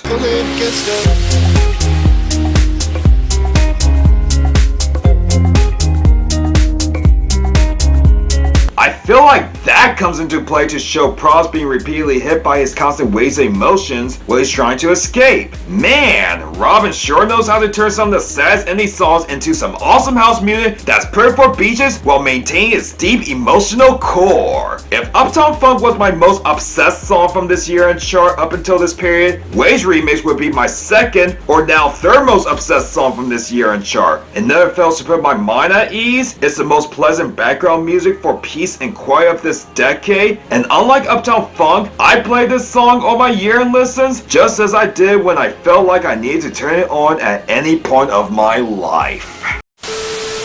I keep going to the river to pray, 'cause I need something that can wash out the pain. I'm not usually the most confident person in his music taste, but I'm gonna say right now, this is probably the most underrated hit of the entire 2010s decade. Unlike Waves though, I actually have seen people say they enjoy this song, although most of the time it only ends up as an honorable mention on their best list. I think I've only seen one person actually put it on their list proper, and they only had it at number 10. And it's not just this song that's underrated, so is this artist. Oh yeah, I think you're falling for you. Yeah, I already mentioned this in my almost hit list of this year, but I never understood why she only had one hit to cross over in America, cause I felt like this woman had a chance to be a respectable international superstar. Hell, not even when she was getting started was she getting her proper due. When this lady was on the X Factor, based on the clips I've seen, I felt like she was kind of a standout compared to most contestants from not just that show, but most singing competitions in general. When a musician usually tries to have their big break in reality singing competition show like that one, American Idol, or The Voice, especially The Voice, most of them are limited to singing bland and generic adult contemporary song that fans of the show might eat up one week, but then forget about the next week, and the artist fades to obscurity. Ella was different from most because not only was she an amazing vocalist, but for a reality show contestant, a talented songwriter who seemed very passionate in her craft and knew exactly what type of artist she wanted to be. Hell, the song she auditioned for the show was one she wrote herself and was really solid and relatable too. And yet, despite how talented she clearly was, and the fact that she was even a fan favorite on the show, she placed 6th place that season. Reality shows sure don't know how to pick them. I mean, it'd be more accepting if she had placed 3rd, but 6th? Jesus! How could that have even happened? That's like when J-Hud got robbed from getting higher than 7th place on American Idol. And to make matters worse, guess who actually won that season? James. Yeah, James Arthur, another one-hit wonder here in America whose one-hit was much bigger than Ella's. That just disappoints me because I had no memory of hearing Ella's awesome hit anywhere on the radio before the year-end chart came out in December of 2015, while James's saccharine and sleep-inducing ballad was clogging up the radio all the time during his peak. And I still hear that terrible song in public places occasionally. Well, at least that song was the only song of his that crossed over to the States. He doesn't need to have a career here. Ella, on the other hand, she deserved better, man. She hasn't had a bad career by any means overall. I mean, of course she do fine in her home country. If you look at her discography page, she had plenty of top 10 hits in the UK. She even had one this year with a duet between some dude named Tom Grennan called Let's Go Home Together, and I'll be honest, I'm actually okay with that song not crossing over here, as that's not really her best song. But I do kinda wish some of those UK hits would have been hits here. Merriman would have been nice, thank you. However, the one charting song and hit we did get from her is truly something special. The premise of Ghost is basically about Ella trying to get over an ex, but she can't because his ghostly spirit still haunts her. My friends had to figure it out. Yeah, there's so what's inside of you. You tried hiding another you, but your evil was coming through. And these guys sitting on the wall, well, they watch every move I make. Bright light living in the shade. Your cold heart makes the spirit shake. This woman had to experience hell by dating this person. But while she knows that this guy might metaphorically be the devil, her heart still burns for him. I had to go through hell to prove I'm not insane. Had to meet the devil just to know his name. And that's when my love was burning. Yeah, it's still burning. Each time Ella thinks that she's gotten over this person, this guy creeps right back into her life and she blindly accepts it. Each time that I think you go, I turn around and you're creeping in. And I'll let you under my skin, 'cause I love living in the sin. She wishes she'd known beforehand that relationships are hard, and she feels like that she didn't deserve to have that bad relationship. But unfortunately for her, she's never learned her lesson. Oh, you never told me true love was gonna hurt. True pain I don't deserve. Truth is that I never learned. While this song may be written as she was dating someone, Ella's actually come out and said that this song could be interpreted with any problems a person might have in their lives. It doesn't have to be a toxic relationship. It could also be about someone's drug addiction, or trying to move on from life after someone's family member died. Hell, the music video is about some accused convict who can't get his deceased girlfriend out of his head. So to get rid of the ghost of her, he avenges her by breaking out of jail and confronting the real serial killer. So, what's my point here? Why is this my second favorite song of this year in chart? Was there something going on in my personal life that may be one of the songs that I return to the most? Well, despite the fact that it's a very relatable sentiment, my answer is nah. The reason why this song is as high as it is on this Rankdown is that despite how depressing the lyrics are, it's extremely that a song that I just can't stop listening to! Yeah! I don't have any other reason why I enjoy it other than that I'm obsessed with every element in this song. The soul-inspired production, done by Ryan Taylor of One Republic fame, which consists of piano keys, bass line, drums, and guitar licks on the chorus sound terrific. The lyrics are not only fun to sing along to, but they're also fun to parody. I've seen plenty of commentators on the music video's YouTube page make parodies of the song, and they were all amusing.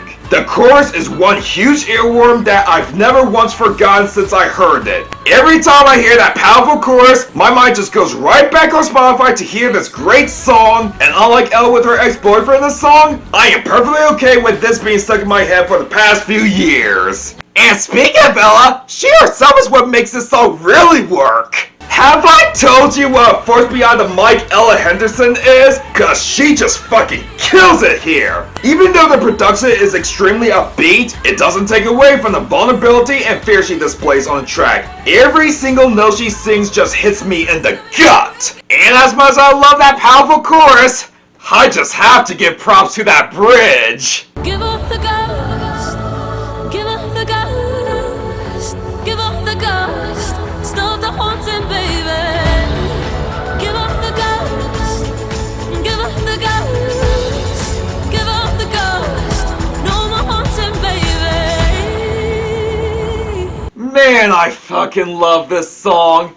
And to think, this was a debut single from an X Factor contestant! I still can't get over the fact that a debut single from a reality show contestant sounds like this. Instead of a boring by number sleep-inducing battle with cliche-ridden lyrics, we got well-crafted, relatable, and catchy pop song that has some punch to it. I guess it helps that Ella didn't release her debut single after she got eliminated from the show, but 2 years after the fact, and unlike most people from Simon's record label, she had created control over her work. Oh, and I think the best part about this is that she was 18 years old when she recorded this. When I first heard this song, I thought she was the same age as Adele, but no, she had just become an adult when she recorded the song. That's impressive! You expect this type of work for someone who's been in the industry for a couple years, not someone who's just getting started, but she made such a first good impression that Ghost became a hit all across the globe, and even as Americans decided to allow it to chart so it could barely scrape on the year end. And while I may not have any memory of hearing the song during its peak, I think I'd be perfectly fine if it got overplayed due to how much I can't get enough of this song. And I should know, cause I played this song approximately over 1,700 times on Spotify.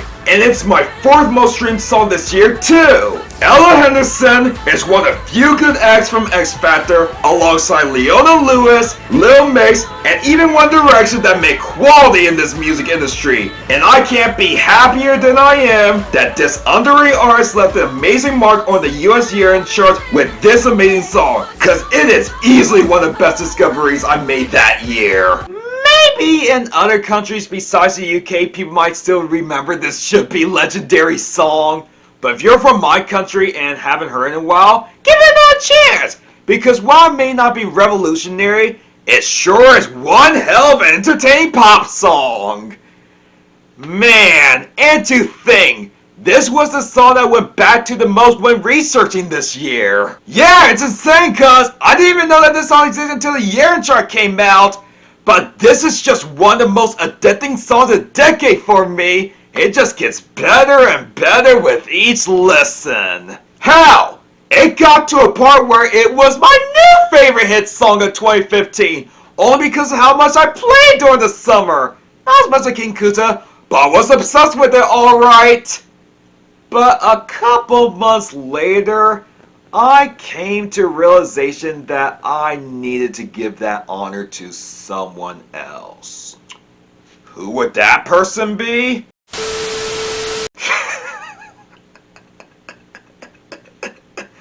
So, I don't know if I've told you this already. I probably have in the intro, but I'm not too sure about how this ranking turned out. Ranking the Billboard Year-End Chart 2015 was a very challenging task for me because there were just so many songs that I appreciate and adore from it that I kind of feel bad about some songs being lower than others. It probably also didn't help that my opinions on a couple of songs kept changing each time I re-listened to them. Hell, remember the crisis I had in late September and October?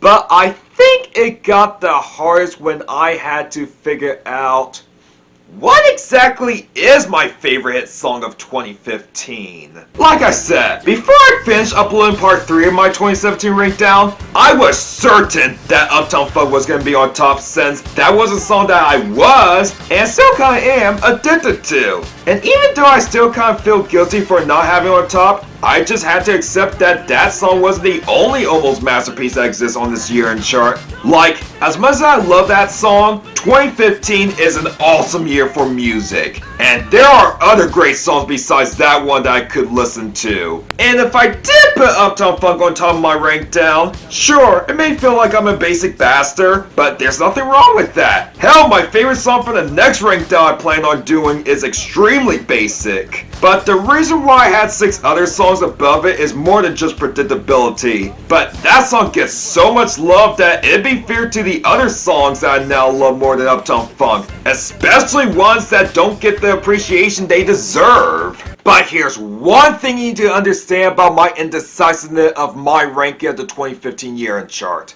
My top 12, the one that I was struggling to find the perfect order with, were all songs that had a shot of topping this rank down. It may sound crazy, but yeah, all the 12 songs that you saw here are all songs that I've grown up jamming along to my entire life. Also, the vague discoveries are ones that clearly mean a lot to me personally. Like, for example, if I wanted to dance like MJ, Can't Feel My Face would have topped this rank down. If I wanted a good time with a fun rapper, 679 would have been fine. If I wanted something dreamy and atmospheric with a relatable message, Wildest Dreams would have been the one I remember staring at the sunset. If I wanted something more experimental and cool, You Know You Like It would have driven me insane in a good way. If I wanted to play it safe and go with the song that I spent most of my teens years with through the decade, Uptown Funk would have topped it. If I wanted a devastating ballad that may have cliche lyrics, but hits when you're depressed, and has a talented singer who could sell these lyrics to back it up, One Last Time would have been on top. If I was feeling horny, Love Me Hard would have been the one I wanted. If I wanted something to soothe me and make me feel safe, Waves Remix would have easily washed away the others. Don't know what I would have done if Don't or Habits topped this rank down, but as great as those songs are, we'd kinda have a problem since having carryovers from last year top this rank down would be boring. And of course, Ghost was my original new #1, only because I'm obsessed with it, until something was happening. I have no idea how this song even got on top of my rank down. I honestly didn't want this one to be the one I'm going with because, well, it's complicated. Out of the 12, it's the hardest one for me to talk about. Hell, back in August, I mentioned that it took longer than expected to write the script because of 2 songs. This was one of those songs. I may not have admitted it to myself at the time, but it was the one song that I really wanted my commentary to be perfect on. And keep in mind, I originally had this song at number 5. Until I found out how much this song truly means to me. It's not even one that I relate to. I don't know if I'm going to do a good job explaining my true feelings about this song and why it deserves to top this rank down. It doesn't even help that the person who sings this is not well respected in this community. Not only that, but I didn't even care when the song was first released. I mean, if you had told me that one of the most hated musicians of the decade would make a song with this much emotion and sadness in it, and I eventually love it more than Uptown Funk, 14-year-old me would have laughed in your freaking face! And even though it's considered one of this lady's better songs, it still shouldn't be topping this. But I've made my decision, and I've rambled on for too long. So, I think it's time to announce that yes, Selena Marie Gomez made my favorite hit song of 2015.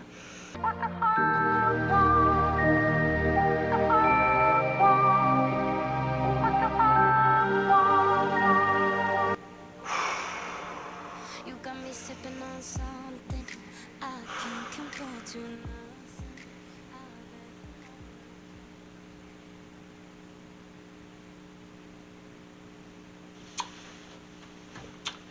You know, I've had something on my mind for a couple months now, and I've already said this, but bears repeating. Selena Gomez is the most overhated artist of the 2010s. Come on, who says you're not perfect? Who says you're not worth it? Seriously, guys, what is it that you have against Miss Gomez here? I mean, I just don't see that much wrong with her as a musician to be the worst of the decade. Is she an interesting performer? Well, not really, but so are most of the musicians that get popular. Is she a good singer? She can be, but I'll get back to you on that in a couple minutes. Is her music only successful as it is because she had the advantage of being a star on the Disney Channel? You could say that. I mean, people did love her on that Wizards of Waverly Place show, and I wouldn't be surprised if... Actually, you know what? Yeah, I'll give you that one. She definitely does only have a music career because of her Disney connections and nothing more. And as a matter of fact, I'll be honest, in my early teenage years, I wasn't really a fan of her music. Because the thing is that music that comes from the Mickey Mouse Corporation is usually targeted to teenage girls, and most people would see it as manufactured teen pop crap. I've never been a fan of these types of songs because they just happen to annoy me half the time. With that said, majority of people seem to look fondly on Selena's work with the scene, and yeah, I can see why. This was when she was providing catchy pop rock tunes, and she was having fun in her performances. But I was a middle school child at the time, and because most of her music wasn't targeted to my demographic, I couldn't really stomach most of it. And it got worse when she left the scene in 2013. She released her first album without them that year called Stars Dance, and... ooh, oh my god. If there's one error from her that I'm kinda okay with getting the hate, it's probably this one.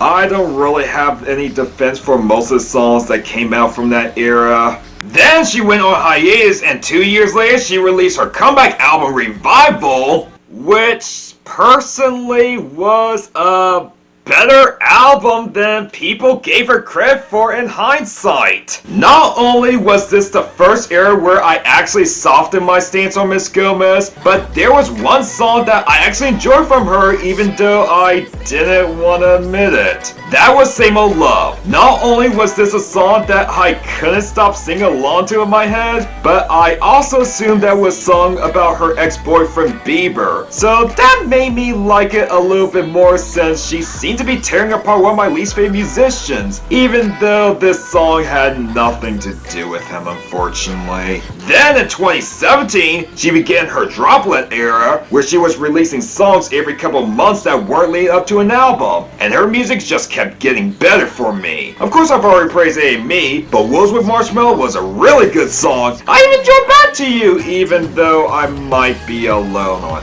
that. But something happened in late 2018. Apparently, Selena was hospitalized twice due to a low white blood cell count caused by kidney transplant she had in 2017. Her second hospitalization caused her to have an emotional breakdown where she had to be admitted to a psychiatric facility. When I looked more into that incident, I discovered that she was diagnosed with lupus back in the early 2010s. Not only that, but she's also had struggles with anxiety and depression. I guess that small incident made me interested in her personal life to a point where I began really softening my thoughts on her as a musician, and the more I look into who she is as a person and everything she's gone through, I guess I felt bad for her. I know I probably shouldn't endorse celebrities like this, but Selena seemed like a very likable person in real life. She seemed like the type of person whom you could relate to. She's a really good role model to children more than most, and she's helped a lot with the community around the world. So I decided to give Summer Discovery a chance because of how bad she was suffering. And while her entire discovery can be a mixed bag with plenty being generic, and of course some even sucking, most of her songs from 2014 through 18 were kinda enjoyable, relaxing, and even relatable. Even though her voice isn't the best, on tracks that had the right production, I found it to be very soothing and beautiful. Majority of my favorite tracks from her were the EDM ones, but there was one song that got to me. It was a song that I didn't really think much about at first, but since that day in October 2018, the song just kept getting sadder and sadder to a point where I think this is Selena Gomez's magnum opus. And that song happens to be The Heart Wants What It Wants, which is a bigger tearjerker than One Last Time. If I thought that song was sad, then I'm not ready for this one. Here we have Miss Gomez hung up on some bad boy who just broke up with her, and she can't get over it. You got me sipping on something I can't compare to nothing I've ever known. I'm hoping that after this fever I'll survive. I know I'm acting a bit crazy, strung out a little bit hazy.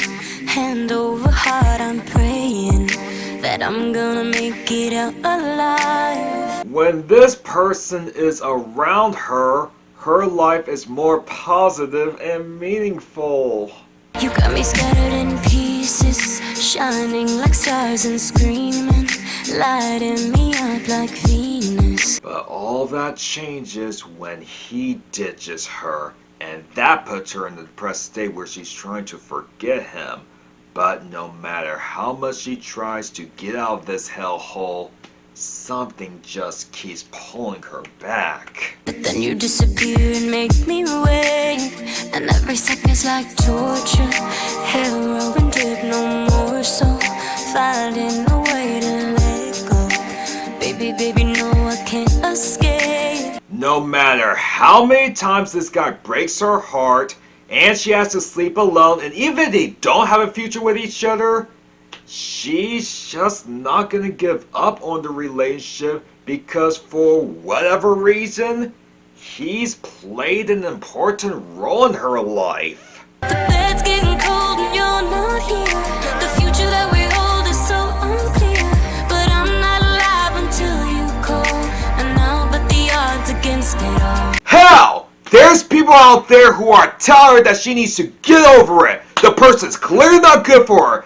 And even though she knows that and has a million reasons to just break off the relationship, well... Save your advice, cause I won't hear. You might be right, but I don't care. There's a million reasons why I should give you up, but the heart wants what it wants. Yeah, that pretty much sums it up. Selena knows that the relationship with this awful person is toxic and unhealthy, but her heart belongs to him, so she's just gonna stay with him every chance she gets. Man, I don't know what to say other than that's fucking tragic. Especially when the person she's singing to is, well, you know, at this point. I think what made me, I don't know, appreciate the song more would be the emotional breakdown she had. There were of course tons of reasons why it happened in October of 2018, but I think one of the contributing factors was their final breakup in early 2018. As you know, her and Bieber had an on and off relationship since 2011, and I'm assuming Miss Gomez was thinking that Bieber might come back to her just like he always did. But it turned out that their relationship was done for good because he went ahead and got engaged to Hailey Baldwin. Her former love of her life moved on and married someone else, while the woman whom he emotionally abused was still recovering from it. I was wondering if she was ever gonna get over it, because she's literally spent the entire second half of the decade writing and singing songs about this loser. Some being about how bad he hurt her and wants to piss him off, and others about how she'll always love him and do anything for him. She thankfully got over it by releasing Lose You to Love Me in 2019, which would be the final nail in the coffin where she finally lets go of her love for Bieber and starts focusing on herself. And while I'm happy for her, I felt like the song should have been a lot better than it was. Her first breakup song with Bieber connected with me more because it showed me a side of Selena Gomez that I had never seen before. After making a bunch of generic teen pop songs that's not really for me, and a not very good Stars Dance era, she took a break and released this mature, devastating ballad which painted a picture of not just her relationship with the guy behind the scenes, but how toxic an abusive relationship can be. Hell, the music video opens up with a voice clip of Selena experiencing what might have been her final romantic encounter with Bieber and expressing how broken she feels inside. When I was on stage and I was thinking of, I felt like I know him though, and I know his heart, and I know what he would do to hurt me. But I didn't realize that I feeling so confident, feeling so great about myself, and then it just be completely shattered by one thing, by something so stupid.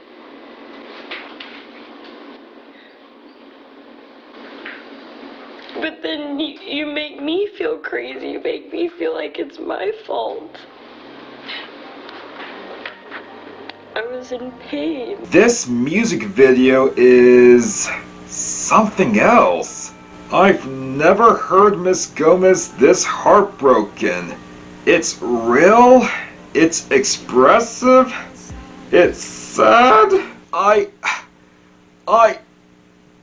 I'm just shocked that out of all the songs that Selena's made about this guy, the one where she feels regret and can't stop loving him is the one that got to me the most. I like a song where she chastises him every now and then, but at the end of the day, it's clear that The Heart Wants What It Wants is where she's feeling the most pain and where her heart is at. Or was. Rock Mafia's production work is just heartbreaking and fits perfectly for Miss Gomez's sad vocals. She just sounds so great on this track, and not only you can hear how trapped she feels in this toxic relationship, but just look how obsessed she looks in the music video. Save your advice, 'cause I won't hear. You might be right, but I don't care. There's a million reasons why I should give you up, but the heart wants what it wants. Oh my god! No way! This is just... Oh my god, I just can't stop! Oh my... And if that's not any indication of how meaningful this song is to Miss Gomez, then there's a live performance. You got me scattered in pieces, shining like stars and screaming, lighting me up like Venus. This woman's got a lot of fight for some terrible live performances. As much as I can tolerate her voice fine and sometimes even like it, I even have to admit that she's not the best person to do show-stopping performances. She does have a few good ones, but most of the time you can tell she doesn't have the confidence or vocals to really hype up the crowd. But her 2014 AMA's performance of The Heart Wants What It Wants is definitely her best live one. She not only sounds great singing the song in front of the crowd, but the song clearly resonated with her personal life so much to a point where she literally broke down in tears. And at the end of her performance, you can hear her cry out that she thought he was the one for her.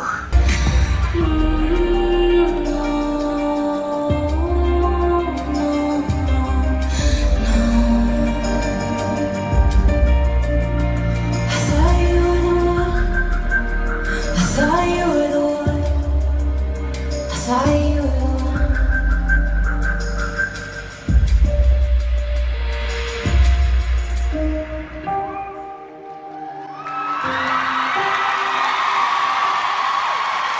And to think, this was her only live performance of that song. It's that personal to her that she never performed it again. And yeah, it's probably for the best, cause I don't know about you, but I wouldn't want to hear a song like that if I was in the right mood. This is a modern fairy tale. No happy endings, no wind in our sails. This is Selena Gomez at her most vulnerable, personal, emotional, honest, and relatable. And I'm just surprised that this song hit me as hard as it did. So much to the point where I'm now realizing that I worship a song from what many people have called a talentless hack for more than 15 minutes. I mean, this woman gets too much flack. She deserves some positivity in this community. But with this song, she was able to make one of the best personal breakup ballads of both this year and decade, give voice to all the women who are experiencing emotional abuse from their partners, and prove to the world, or I guess really to me, that she has the potential to make good music. And well, she's never quite reached the level of this song since then, and probably won't admittedly now that she's finally moved on from that past. It is still an excellent song from a lovely artist who isn't as bad as people make her out to be.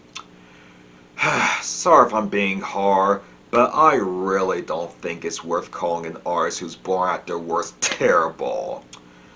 But even with all my feelings out the way, I am more than delighted to call The Heart Wants What It Wants by Selena Gomez the best song off the Billboard year-end chart of 2015. The heart wants what it wants, baby. It wants what it wants, baby.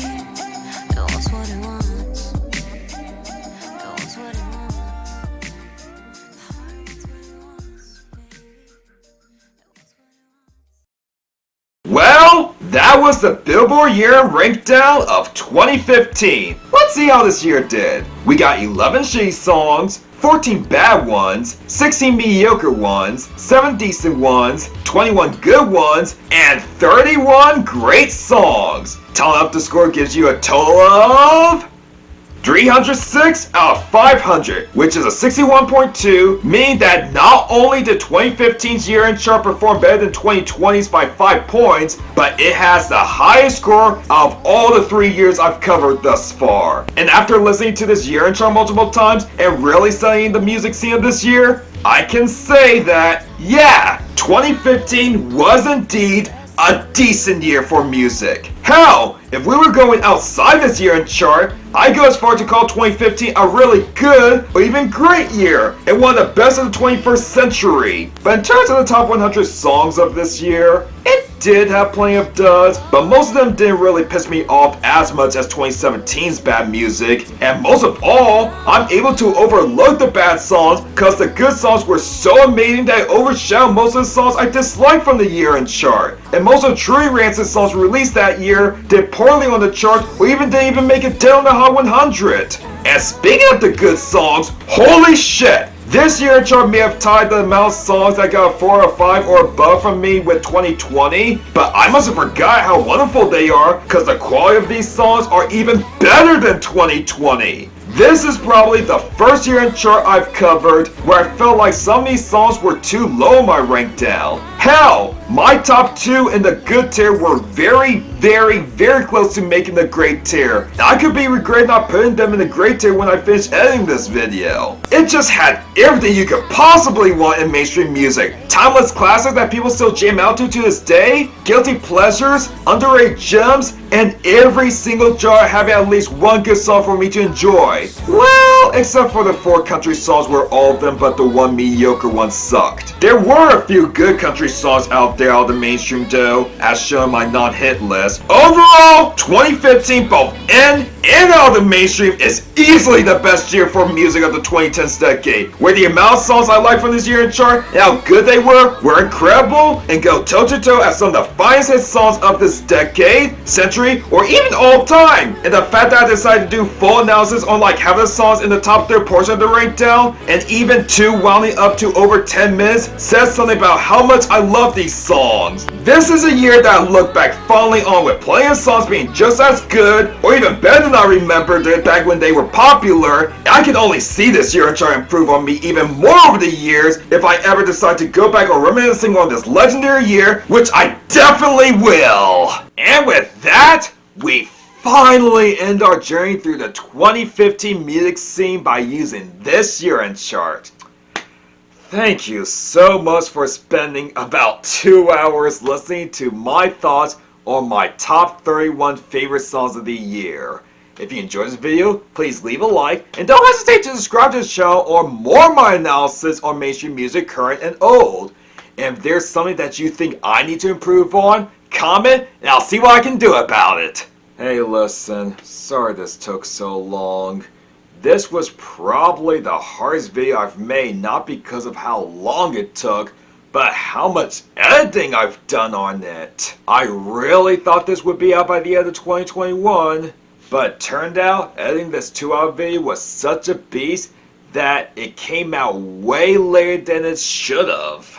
But I'm glad it turned out well at the end. I hope the extremely long wait was worth it. Well, now that I finally finished 2015, I can declare this the end of Season 1 of Duggar Music Corner. Heh, I can't believe it's been over a year since I uploaded my first video on this channel. But I'd seriously like to thank everyone who stuck by my side these past 13 months. I didn't get to talk about as much music as I wanted to in 2021, but the music I did discuss that year were fun. I can't wait to see what music I'll be discussing in this year of 2022. And I think a great way to start Season 2 of Duggar Music Corner would be taking a look at the new hits of the year by doing my first Billboard Top 4 review of 2022 and this month of January, which will be out by next week. And I'm still doing the week ending on January 15th. It would have been out this week, but I had to edit this video, you know how long it took me. Also, I feel like I'm forgetting something. Was I supposed to be doing another video pertaining to 2021? I mean, I know I was supposed to do another video before this one, but I can't remember what. I'll deal with it later. But until then, I'm Mike Duggar of Duggar Music Corner. Thank you so much for watching this video, and happy, extremely belated New Year. I hope 2022 treats you well. Peace! I know you better